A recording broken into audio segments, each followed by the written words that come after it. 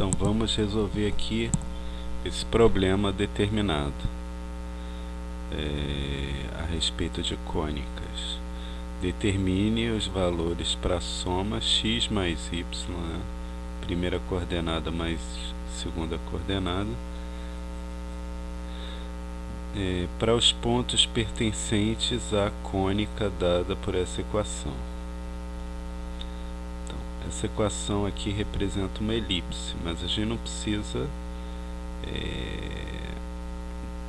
usar o fato que é uma elipse para descobrir os valores que x mais y assume. Por exemplo, se esse ponto aqui, se para ele x mais y igual a 1, então isso equivale a dizer que a reta x mais y igual a 1 passa por esse ponto, contém esse ponto, mas esse ponto está na cônica, então você tem uma interseção entre a reta e a cônica.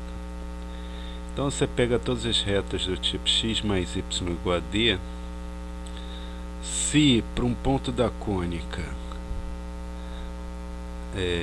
você encontra determinado valor para x mais y, isso equivale a achar a interseção entre a reta e a cônica. Então a gente vê quais as retas desse tipo têm interseção com essa cônica dada por essa equação. Então, variando d, você tem várias retas paralelas, né? X mais y igual a d é um feixe de retas paralelas. Algumas delas vão estar aqui fora, então interseção vazia.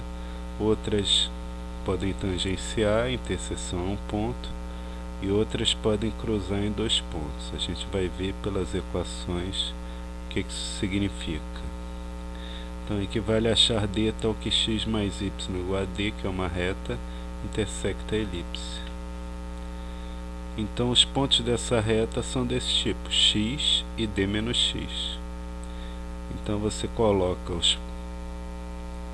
essas coordenadas na equação e vê quando é que tem solução, quando é que satisfaz, né?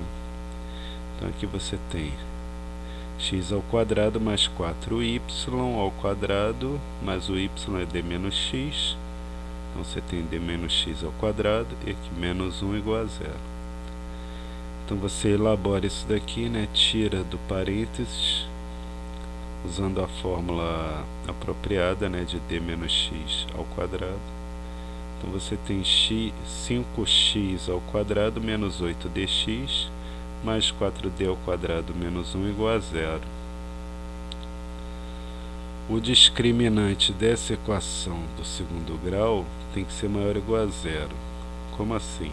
Bom, isso aqui é uma equação de segundo grau em x. Quando tem solução é quando tem um ponto desse tipo que satisfaz essa equação. Então a equação de segundo grau tem solução quando o discriminante é maior ou igual que 0. Observa que você pode ter a situação de uma raiz, então você tem uma tangência, ou de dois pontos, você tem a reta cruzando a cônica. Se o discriminante fosse menor que 0, você teria aqui a reta com interseção vazia com a cônica. A interseção não conteria nenhum ponto, né? A reta aqui não intersectaria.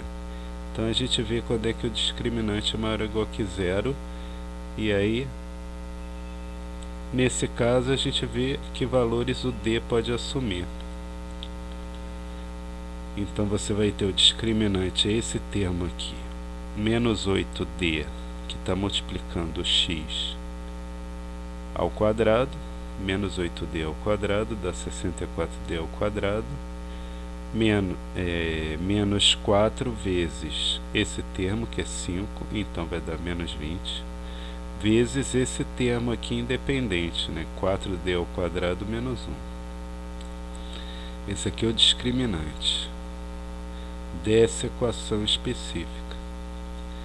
Então aqui, ó, a gente encontra 64d ao quadrado menos 80d ao quadrado, vai dar menos 16d ao quadrado. Menos 20 vezes menos 1 vai dar mais 20. Então você vai ter 20 menos 16d ao quadrado maior ou igual que zero. Isso significa que o d ao quadrado vai estar entre 20 sobre 16.